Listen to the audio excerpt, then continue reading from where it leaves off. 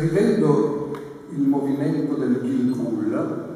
già scritto sopra un trattato, spiega che tra l'altro queste anime vagabonde che ci ronzano intorno, che vengono e vanno, che ci richiamano ai luoghi da cui provenivamo, talvolta in questo loro movimento cozzano tra di loro, si scontrano e scontrandosi danno luogo a Netzizot, a Neshamot, che in ebraico vuol dire per l'appunto scintille d'anime. E siccome la storia della mia famiglia è piena di questo tipo di scintille,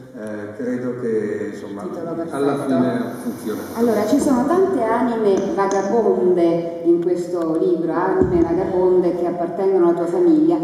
I dubbi soprattutto che hai avuto erano riguardo invece ai tuoi genitori, di cui si parla così tanto nel libro. Cioè il tuo dubbio era se scrivere questo libro con i tuoi genitori ancora in vita, così? Certo che è così. E i dubbi sono stati infiniti perché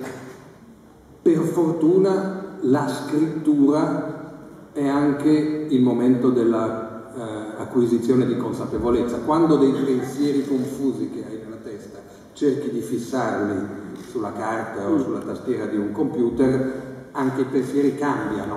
no? Tu cominci un lavoro e non sai che cosa davvero sarà. Tant'è che quando io ho cominciato a sentire il bisogno di fare questi viaggi, non più solo i viaggi ovvi che erano i viaggi in Israele vive la gran parte della mia famiglia,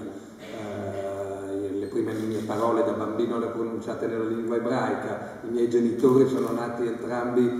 in quella che era Palestina prima che nel 1948 diventasse Stato di Israele, tutti e quattro i miei nonni sono sepolti laggiù, ma poi ho sentito il bisogno di fare i conti con altri luoghi, Polonia, Lituania, l'Ucraina, che diciamo è lo Stato, la nazione divenuta indipendente nel 91, entro i cui confini si trova la parte di Galizia orientale, che è quella da cui proviene la mia famiglia paterna, i Lerner e i Borgman,